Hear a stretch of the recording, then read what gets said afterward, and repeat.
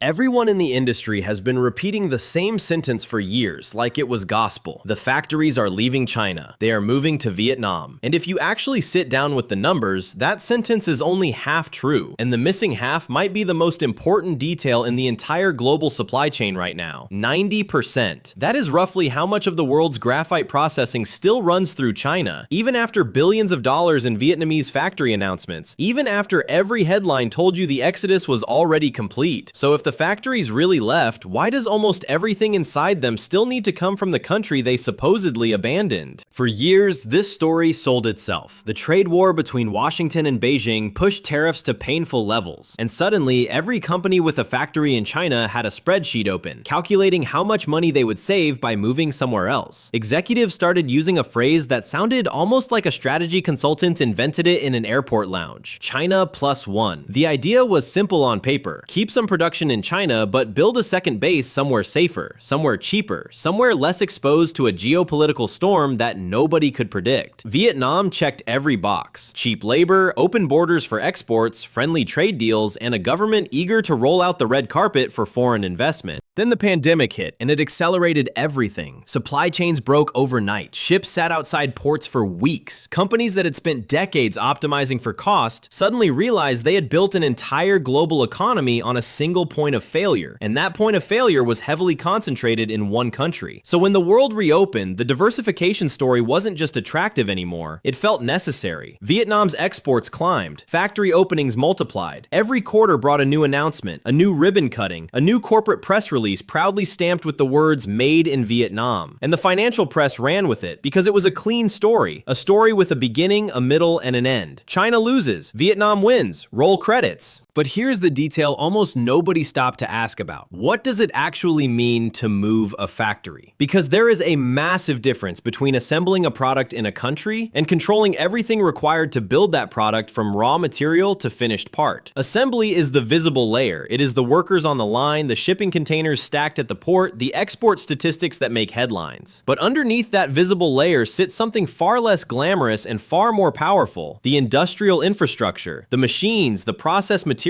the specialized components, the chemical supply chains that never appear in a press release because nobody photographs a shipment of battery-grade graphite and calls it exciting. Look at electronics first, because this is where the pattern is easiest to see. Apple, through partners like Foxconn, has genuinely expanded assembly operations in Vietnam. Samsung has poured serious investment into Vietnamese manufacturing. LG has done the same. On paper, this looks like exactly the migration everyone predicted, but peel back one layer and you find that a huge share of the components going into those factories, the semiconductors, the specialized machinery, the precision tooling, still originates from Chinese suppliers, or from supply networks that are deeply tied to China. The workers in Vietnam are doing something real, something economically significant, but in many cases, they are the final stop on an assembly line whose real engine still runs a few hundred miles north. Now go to the sector where this pattern becomes almost impossible to ignore: batteries and electric vehicles. This is where the golden fact really lives.